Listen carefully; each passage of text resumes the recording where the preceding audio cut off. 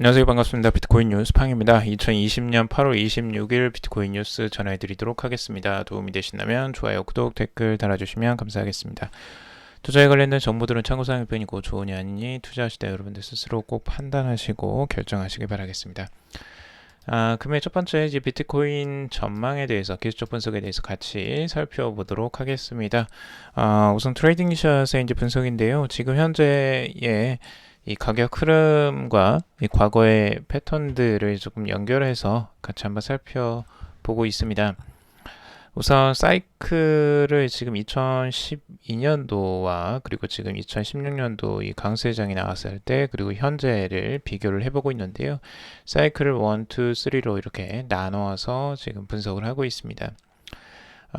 지금 이제 공통적으로 지금 나오는 부분이 이 피보나치 되돌림이 으로 0.786 구간을 한 번씩 이렇게 테스트를 했던 구간들이 있었다라고 지금 보고 있습니다. 두 번째 사이클에서도 강세장이 나올 때 지금 2016년도에 0.786 피보나치 되돌림 이 구간을 테스트를 하고 다시 조정이 나와서 그 이상으로 다시 한번 상승하는 흐름들이 나오면서 이제 불장이 나왔었죠. 그래서 이때 가 지금 다시 이제 구현이 되고 있다고 보고 있는 건데 지금 0.786 구간을 한번 터치를 했었고요. 그리고 지금 이제 두 번째 지금 이제 테스트에 들어갔다라고 지금 보고 있는 겁니다. 그래서 이게 이제 피보나치 되돌림 0.786 구간을 이 테스트하는 게 첫 번째 지금 이 문으로 가는 길목에서 나오는 그 패턴이라고 첫 번째 패턴이라고 보고 있고요. 그리고 두 번째 패턴은 뭐냐면 이 50일 이 일주 주봉상으로 봤을 때 이 50주 이동평균선이라고 해야 되겠죠. 이 이동평균선 위쪽에서 유지가 되는 이런 형태가 나왔을 때 급상승하는 흐름이 나왔다라고 보고 있어요. 여기를 이제 깨고 내려가면 그게 이제 안 되는 거고요. 그리고 이게 사이클 두 번째에서도 똑같이 0.786 테스트하고 그 이하로 내려가지 않고 유지가 되는 이런 형태를 취해줬다라는 거죠. 그리고 지금 현재도 위쪽으로 지금 이제 0.786을 테스트를 했는데 여기서 이제 한번 깨졌어요.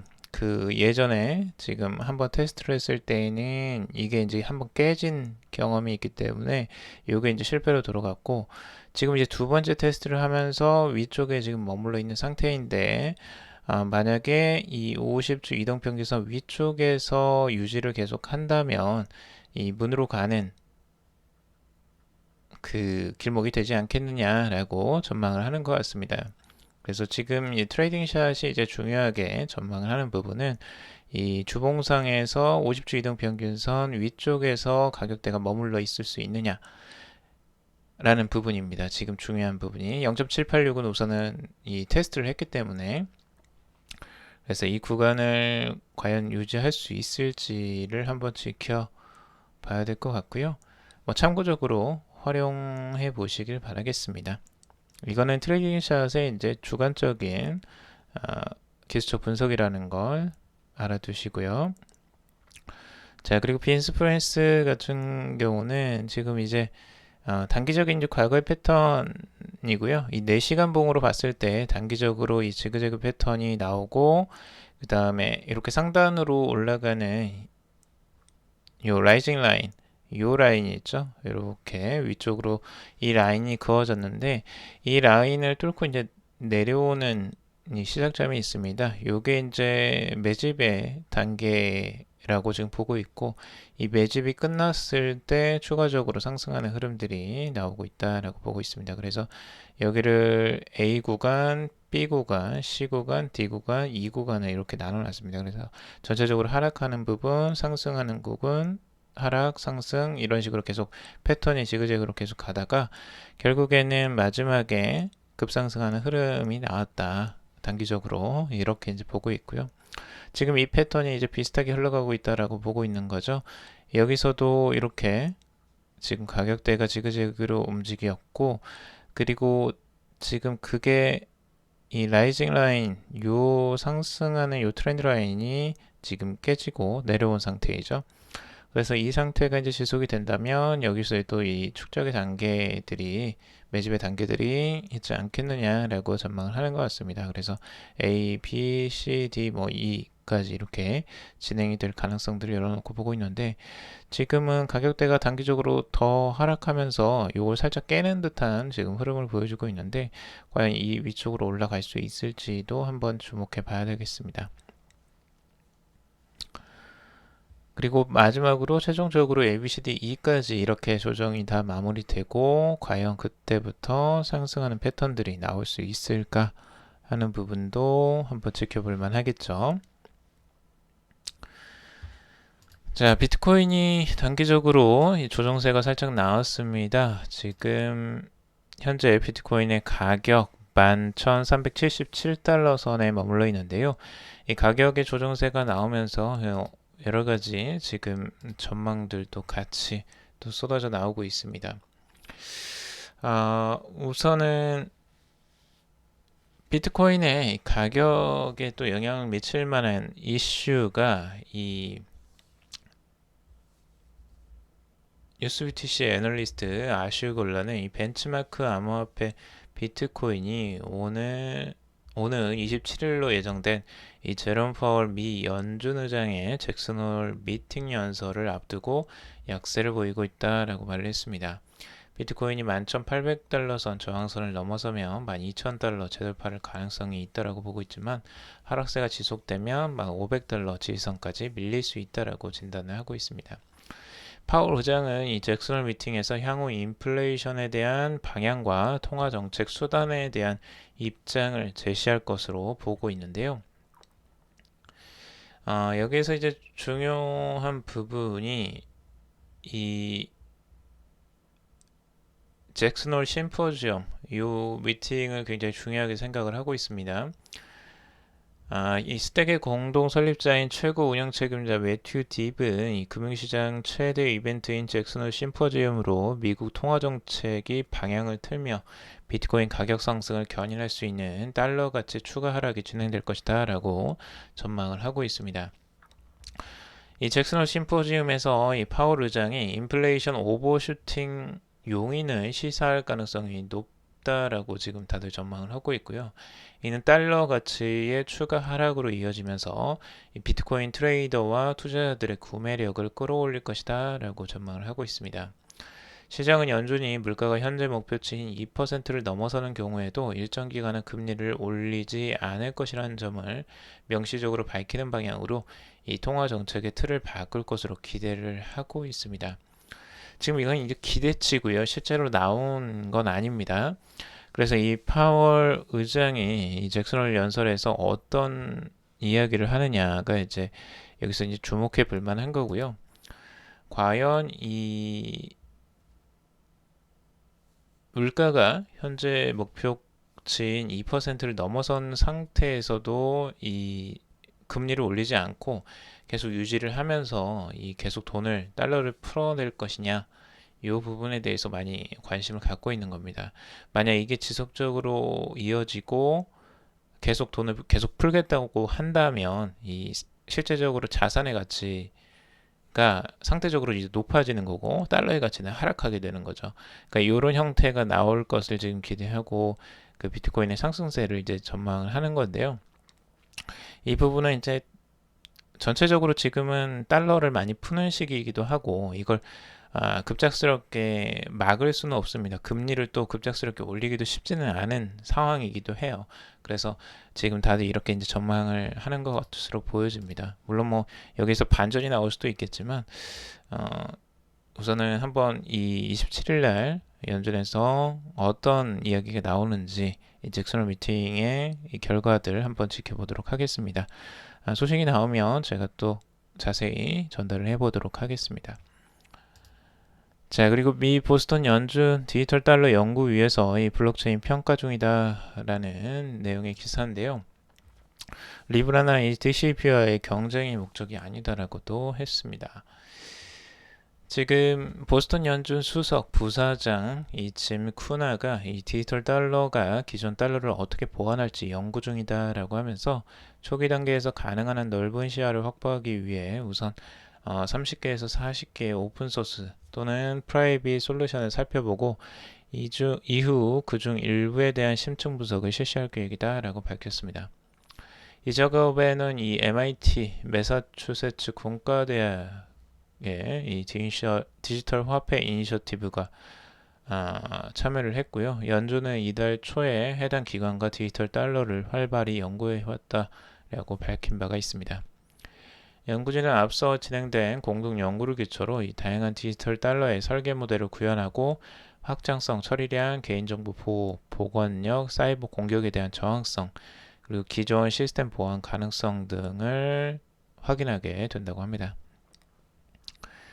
이 DCI 내하 나룰라 소장은 정책보다 기술 측면에 중점을 둔 연구지만 이 CBDC 진행 여부와 설계 장단점을 검토해야 할 정책 위반자들에게 이 구체적인 데이터와 옵션을 제공하게 되기를 바란다라고 말을 하고 있습니다. 다만 보스턴 연준은 지금 리브라나 이 중국 디지털 위안화가 디지털 달러에 대한 더 많은 관심을 일으켰지만 이번 연구가 이러한 프로젝트와 경쟁하기 위한 목적은 아니라고 선을 그었는데요.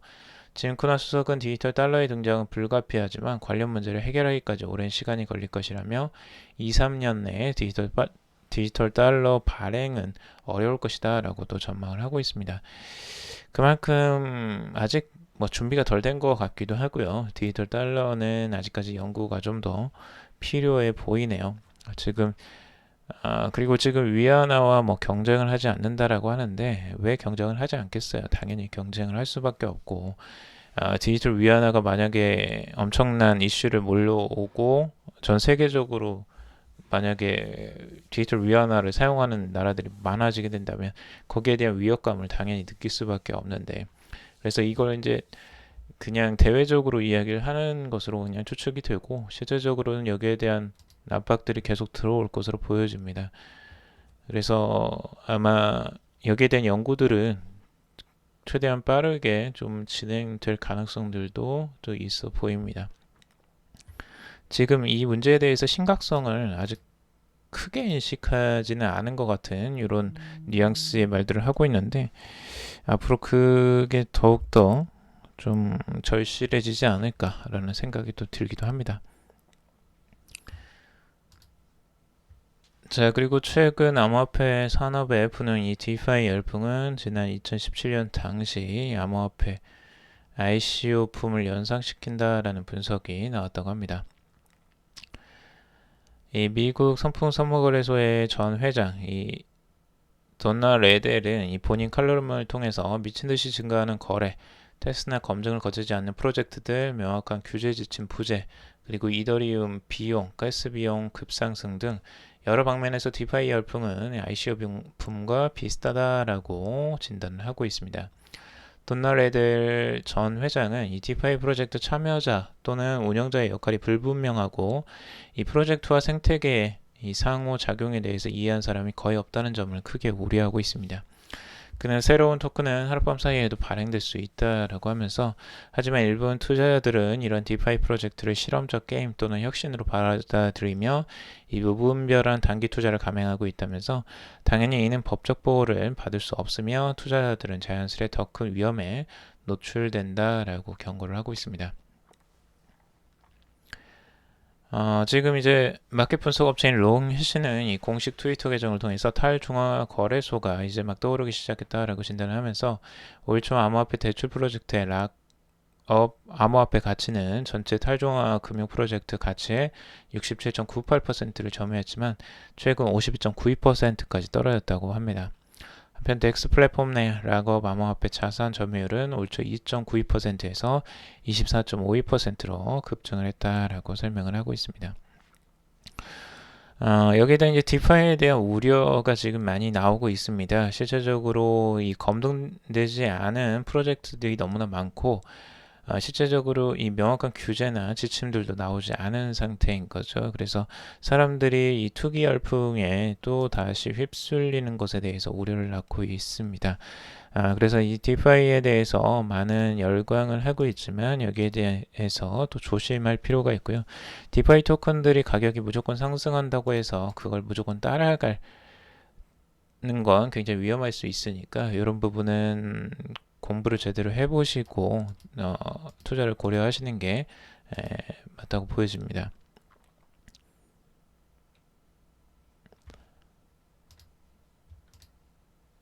자, 그리고 이더리움의 비트렉 부테린이 고비용 수수료에 동의하지 않는다라는 기사가 나오고 있습니다. 지금 암호화폐 중에서도 이더리움에 관심이 굉장히 높고 최근에도 이더리움의 그 사용량이 굉장히 많이 늘어났습니다. 실제적인 이 디파이의 영향들이 또 컸고요. 그래서 이제 수수료도 계속 높아지고 있는데 이더리움의 공동創業자 이 비타릭 부테리는 이에 동의하지 않고 이제 월드 컴퓨터라는 아이디어를 지금 고수를 했다고 합니다.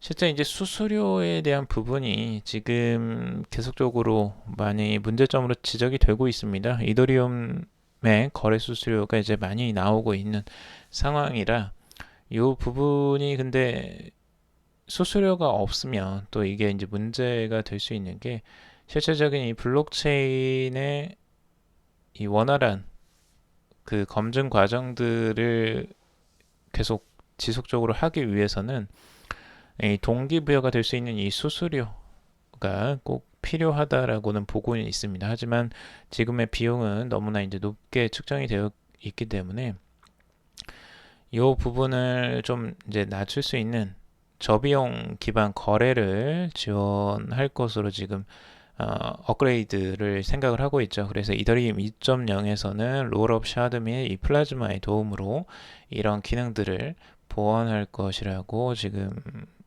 그 비터릭 부트는 이야기하고 있습니다.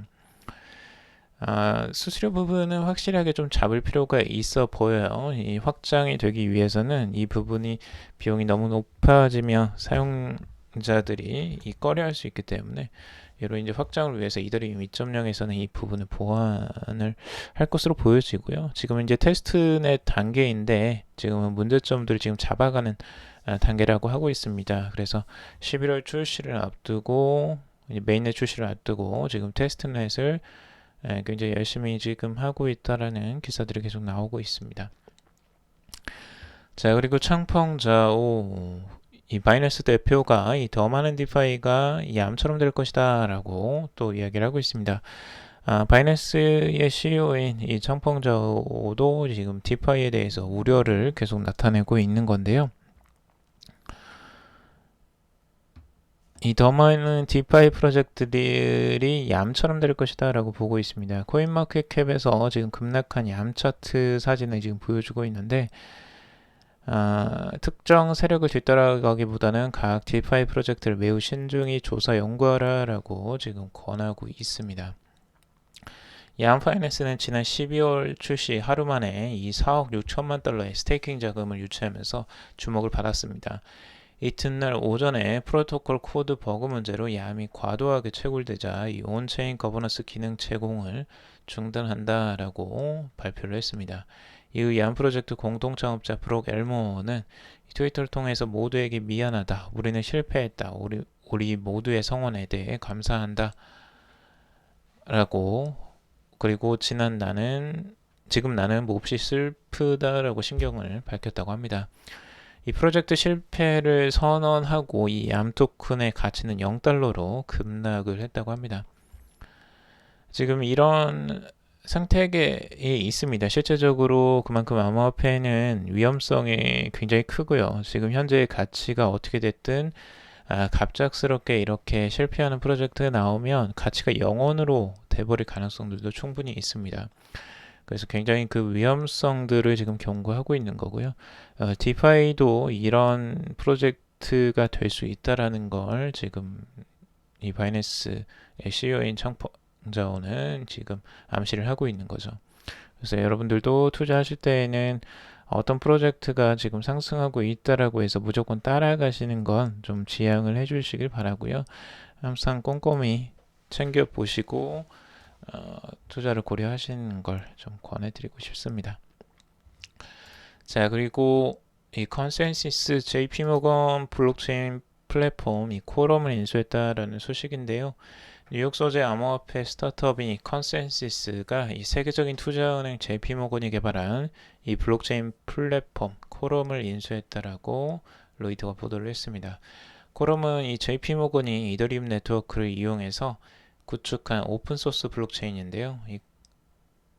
이더리움에 포커스를 맞춘 이 스타트업으로 2017년 암호화폐 거품 시기에 급성장했고 올해 소프트웨어 개발 사업과 벤처 활동을 분리하는 구조조정을 단행했습니다. 두 회사는 이날 공식 발표를 통해서 컨센시스의 쿼럼 인수를 확인했고 JP모건은 또한 이번 거래의 일환으로 컨센시스에 전략적 투자를 하기로 결정했지만 구체적인 내용은 공개되지는 않았다고 합니다. 지금 컨센시스의 CEO 겸 설립자 조셉 루빈이 로이터의 인터뷰에서 우리는 쿼럼 IP, 그러니까 지적 재산권을 인수했고 JP모건은 전략적 투자를 했다라고 밝혔다고 하고 있습니다. 그러니까 서로 좀 거래를 한 것 같아요. 지금 JP모건 측에서도 이 쿼럼이라는 프로젝트, 이 블록체인 플랫폼을 지금 만들긴 했는데 이걸 이제 제대로 활용하는 건 또 쉽지는 않았던 것 같아요. 아무래도 이 스타트업인 실제로 암호화폐 스타트업이 이 부분을 좀 더 잘 이해하고 빠르게 적용하고 개발시켜 나갈 것이라고 좀 생각을 했던 것 같고 그래서 이제 JP모건은 자금을 좀 투자하는 쪽으로 가고 실질적인 개발이나 이런 부분은 이 컨센시스가 이 쿼럼을 인수하면서 지금 진행을 하는 것으로 지금 보여집니다.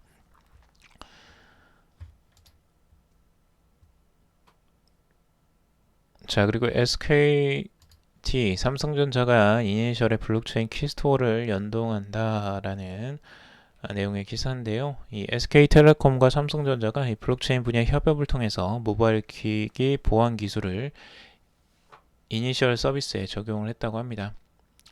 SK텔레콤에 따르면 이 SK텔레콤과 삼성전자는 삼성 블록체인 키스토어와 이 블록체인 기반 모바일 전자증명 서비스인 이니셜을 연동해서 이 안전성, 편의성을 높였다고 하는데 이 이니셜은 이 모바일 전자증명 서비스로서 이 블록체인과 분산 신원 확인 기술을 활용해서 이 다양한 증명서를 원스톱으로 사용자 단말에 직접 발급받아 저장하고 이 필요할 때 수취기관에 제출해서 위변조 및 진위 여부를 검증한다고 합니다.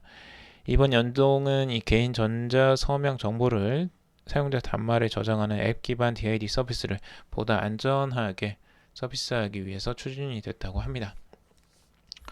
이번 연동을 통해서 이 블록체인 기반 전자서명 서비스의 사용자 인증에 필수적인 개인키와 증명서를 이 삼성전자 단말에 내장된 보안 여격인 삼성 블록체인 키스토어에 안전하게 보관을 하게 되었고요. 또 악성 소프트웨어나 인증되지 않은 애플리케이션의 단말 해킹 공격을 막고 기기 도난 및 분실 상황에서도 개인정보를 보호할 수 있게 되었다라고 하고 있습니다. 그래서 지금 삼성의 이 블록체인 키스토어 기능을 굉장히 이제 사용을 확장해 나가는 것으로 볼 수가 있고요. 이런 부분을 통해서 우리는 이제 다양한 증명서들을 굉장히 편리하게 안전하게 또 이 보관을 할 수 있는 기능을 좀 갖게 되는 것 같습니다. 이 스마트폰에서 많은 일들을 처리할 수 있을 것으로 보여지고요. 각종 증명서도 직접적으로 개인이 직접 관리를 할 수 있는 이런 시대가 지금 열리는 것 같습니다. 자, 오늘 여기까지 정리를 해봤습니다. 여러분들 도움이 되셨길 바라고요. 도움이 되셨다면 좋아요, 구독, 댓글 달아주시면 감사하겠습니다. 투자에 관련된 정보들은 참고사항일 뿐이고 좋으니 아니니 투자하실 때 여러분들 스스로 꼭 판단하시고 결정하시기 바라겠습니다. 그럼 오늘도 방송 들어주셔서 정말 감사합니다.